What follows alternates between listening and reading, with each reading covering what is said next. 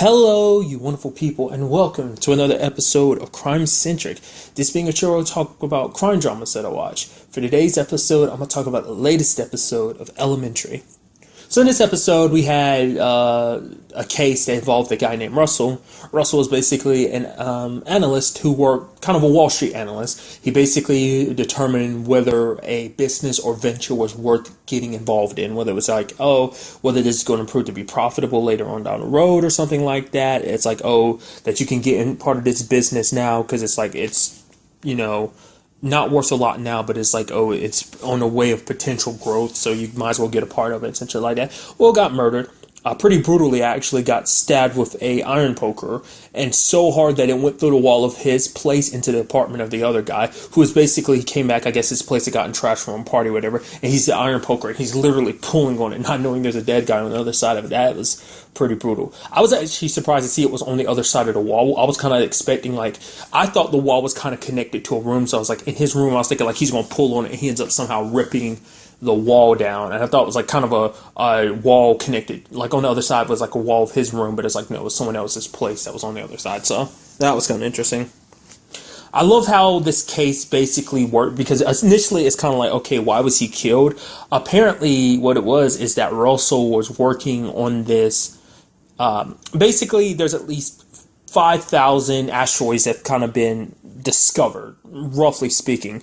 There's a lot more out there, but there's at least 5,000 asteroids that could potentially basically bring about the end of the world, essentially wipe out all of just life.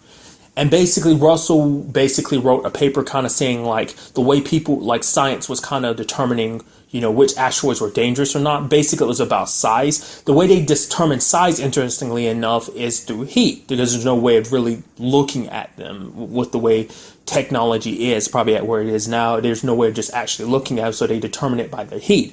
But that's not a very clear-cut way of saying the size, because every asteroid is made out of different materials. You learn, apparently, gold, platinum, carbon, and so that can mask out, a lot of the heat, changes the heat source of. So maybe it had a very small heat source because of the material it's made from, but it ends up being a very massive asteroid, so it's very misleading. And this paper basically ended up shutting down a project that was going to basically... it was kind of essentially a large scale, I think, satellite that basically was more powerful heat. So basically it did that. It tracked asteroids by heat, kind of determined their size by heat. So it was a bigger project based on that premise, but as we see that's flawed. So this project had to be shut down, and this project was worth $500 million. And so a lot of people involved would have lost a lot of money. So in the beginning, it's kind of okay, so the person involved could easily be... I mean, naturally, that's a very interesting concept. I'm not much of a science person, but just breaking it down like that was pretty interesting to me. I was like, that's kind of cool. I mean, it's an interesting reason for murder, because you end up finding out that basically the whole thing was a scam. Not really a scam, but it was planted, because Russell was actually working with someone that it wasn't just about... The whole plan was to shut down this project, because ultimately what the person wanted, Sherlock and Watson ended up figuring out, is the fact is they wanted this project shut down because it's it keeps people in fear. The whole point of this paper that was supposed to get published, but Russell kind of was asking too much money because he was working with a partner. He wasn't just doing it by himself. Was the fact is that it instilled fear in people, because people naturally have the fear of just asteroids could hit and just wipe out all of life. But the chances of an asteroid hitting, even those 5,000 that are in position to possibly be dangerous, the odds are very astronomical. They're astronomically small. Even if it's something, asteroid, the chance of an asteroid the size of, being able to wipe out an entire city, something like that might only come around it's just very rare. It's not something that could pop up. And so essentially the whole process, because basically whole committees have to kind of look at the paper and kind of determine whether it's right or not. Whether it's okay, so the heat source, us using heat to kind of determine the size of an asteroid doesn't really work out. That basically it, because of because it's all theoretical. There's no fact to prove it. But the fact is this being published, it begs the question. So that's why the project got shut down. This gives the killer an opportunity, because it's while people are more fearing, it basically keeps all other asteroid related projects like this affects hunting specifically, but not mining. So basically, the killer that ends up being one of the dudes who ended up funding that project to begin with, the one with all the he kind of was there. He kind of self-sabotaged the project he was a part of. It's because the plan is in the 10 years that it would take for that project, whether the paper to be verified, whether there was truth validity to it or not. Basically, he could take the opportunity to go mine those asteroids. As I brought up before, they have many materials in them like gold and platinum. And it's like you go around there mining, there's a good chance you make a good amount of change. So that was the kind of, and like I said, just a very interesting case altogether. Just kind of like I said, not a very sciencey person, but it's still a fascinating thing. I mean, because it's something you don't really, it's just, I don't know, it's just fascinating. I'm gonna leave it at that. I don't really feel like I need to really go any further on that. What I really enjoyed was the fact is that, I mean, not trying to say I didn't enjoy the case, but one of my favorite parts about the case was the fact is that you had, I know I'm probably butchering his name, but Alwyn Yeaman. I know I'm just completely butchering his name. I apologize. Because I had to look it up because I forgot his the character he played on The Mentalist, but Rigsby. I was like, dude, the moment I saw his name, I was like, hey! And I was just sitting there, I was like, what was his name again? So I looked it up.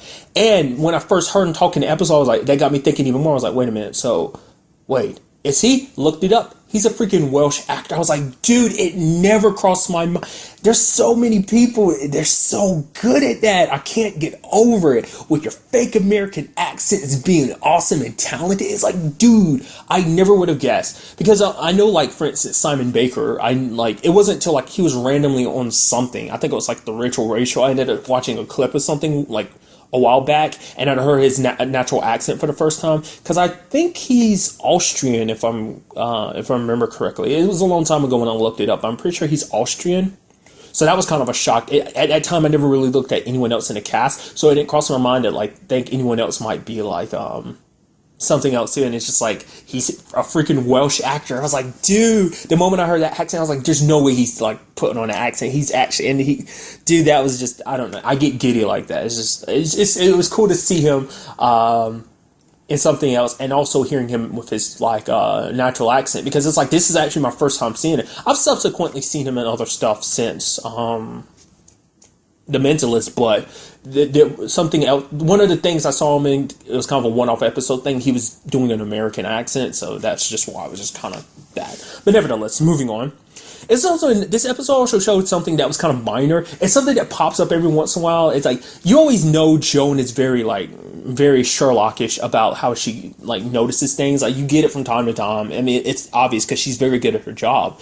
But you saw it in this episode, and it was just kind of like a toss away thing. As the fact is that she figured out that Russell was having an affair with his boss's wife, which never came back up again. So I'm surprised that ended up not being a bigger story element. But I mean, obviously it didn't really pertain to the case too much. So, but nevertheless, just the fact is that she was like, oh yeah, I saw these pictures. I happened to notice this kind of shadowy thing in the picture. It turns out she's like, oh yeah, it's actually part of Russell's case. It's like some people are thinking like, oh, maybe it was damaged during the whole attack, Russell in his apartment. It's like, no, when you look at the photos, and he's like, oh, I saw the same photo in your husband's office. It's had that same, because it's from Russell's case being broken. It kind of covered up the lens a little bit. And I was like, she noticed that so seamlessly. I'm like, dude, going all Sherlock. Like I said, she's very good at her job. I'm not trying to undersell that, but it's nice when you kind of get a little throwaway stuff to be like, yeah, show you that it's not just Sherlock that picks up on that. She has very good observation skills. That's why she makes a very good detective. Why Sherlock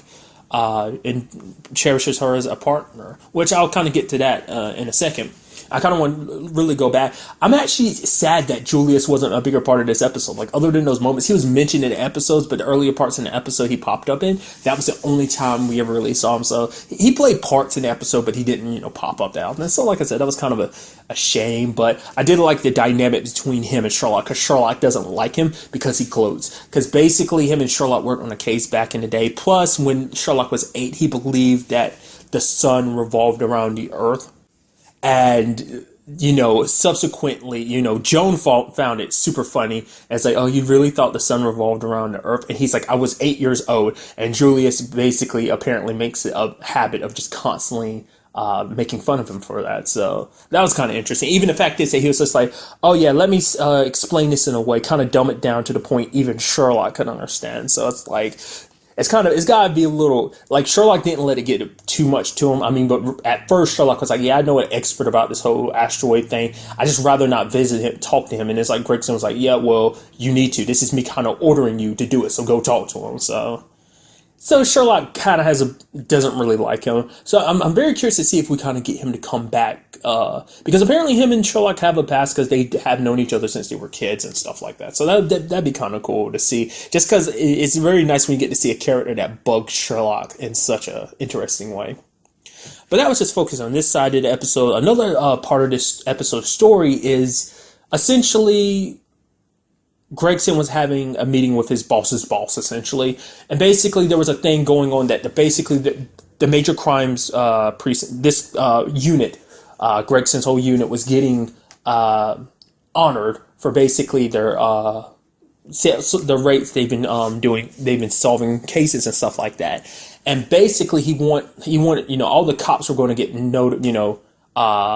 recognized for their honors and stuff like that, being a part of the unit and everything, doing good work, and he wanted to get Sherlock and Joan on it.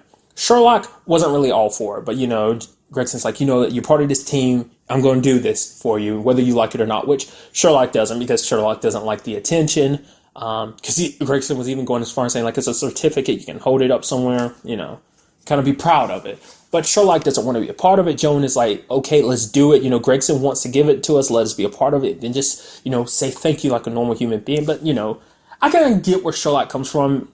For Sherlock, I mean, obviously he explains it's kind of like he's not into praise. Like, it's just for him, all that matters is doing the work. I can kind of understand where he's coming from because I have my own weird thing about that. I don't like praise because I don't know how to handle positive reinforcement, really. Like, it's stupid to say, but like, I don't like when someone praises me or something, I'm like, oh yeah, I'm just like weird about it because I'm like, I don't know how to handle that properly. And I think to a certain degree Sherlock can't either, but you end up finding out his main reason behind it is because he mentioned, well, at first his explanation was just kind of shitty, where he was basically like, he doesn't know where it would end. Like, if he accepted this, who's to say, like, oh, they won't get bigger and more grandiose attention, and rewards for their work. It's like, eventually kind of making it seem like eventually we get noticed for, like, our work being a very immense reason why this unit is successful at all. Basically, almost going as far as saying, like, the unit is terrible and we're kind of the main reason why things get done. Not so picky. I'm phrasing it in a very dirty light, but that's kind of how it makes it seem like. And Joan's like, okay, wait, so you're mad about getting attention because you're worried because you actually deserve more attention. And she's just like, okay, you know what? I'm done with this. I'm not trying to argue with this anymore. I'm done. Also, I love that whole scene where he's basically he made that paste to kind of go on his arm. And he was, because like he had a rash and he was checking Joan's body. And she's like, oh my God, like, she was sleeping. So you were checking me when I was sleeping. And she covered herself up a little more to cover. Okay, that's not creepy. He's like, I only checked your arms. It's fine. You don't have to worry. I didn't go anywhere below the sheets. Trust me. But, we ended up kind of getting a real moment with Sherlock he was basically like, in the beginning, like, he recognized her potential, when she was already back in the very beginning when they first teamed up and she was his sober companion. He recognized her talents and her abilities.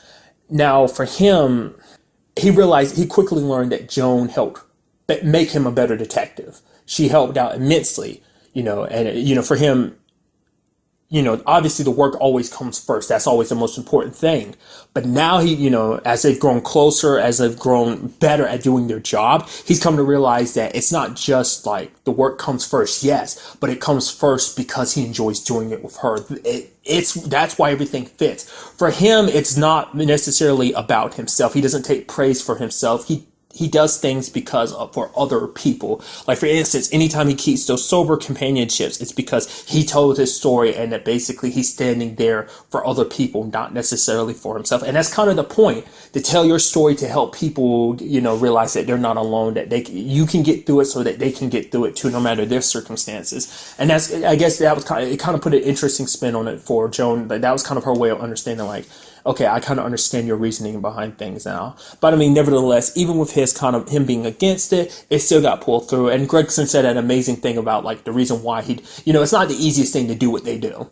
It's like, evil, especially with all the evil out there in the world, it makes you kind of not want to get out of bed any day. But for him, the reason why he gets out is for every single person there, because they come in, they do their job to the best of their ability. They help people out. They solve cases. And it's like, they make him proud. And it's like, they're the reason why, he keeps doing what he does. And he's just like, you guys kind of deserve to give yourself an applause. So Sherlock's a little grumpy, but it seems like, it makes you wonder, will that kind of pop up as something later on of being like, oh my God, I was right this entire time. Like, now we're getting too much credit. Because that was kind of like, he kind of alluded to like his time at Scotland Yard, because basically he garnished too much attention. People got really used to the fact of him doing what he does very well, and so that garnished resentment from his colleagues. And people like, oh, there's that guy trying to do our job better than us. He's not but a consultant. He's not actually a detective. He didn't train for this, blah blah blah, and that type of thing. And he doesn't want to have that happen with his colleagues. Because for one, he enjoys the job he does, the work he does. He enjoys working with the people he does. And also because he doesn't want that resentment to eventually cause problems between him and Joan. Which, there's a part of my brain, I think I brought this up last episode, I've brought it up before. I wouldn't mind there being a Sherlock and Joan, because it seemed like maybe the story will head that direction. Maybe it never will. I don't know. Like I said, they haven't brought it up. Sherlock's girlfriend whole situation. Like, I don't know if that's coming back or not. That popped up quite a bit last season, but now it hasn't popped up even once yet. But once again, pretty early on in the season. This is only like maybe episode 4, I think. Maybe episode 3. Yeah, I think this is only like episode 3 out of like, 22, 23, 24. So it's like there's a lot more to the season left, but still. I'd say that about every show because, they tend to be like the longest shows. So it's like, nevertheless. But overall, very good episode. I'm very curious to see where things go from here. What next week's case might be about. Like I said, I wouldn't mind seeing Julius kind of pop up a little more, sporadically. I also wouldn't mind the fact is, having this aspect of being like, hey, like I don't want attention. I do this work because I enjoy the work. I don't want no attention or praise for doing what I do. I like to see more of it. I mean, obviously, it's always plays a part in everything, but I like to see like if it pops up more and becomes more of a story element. So, but till the next time we meet, be happy, be safe, live life to the fullest, and enjoy it. Good day and goodbye.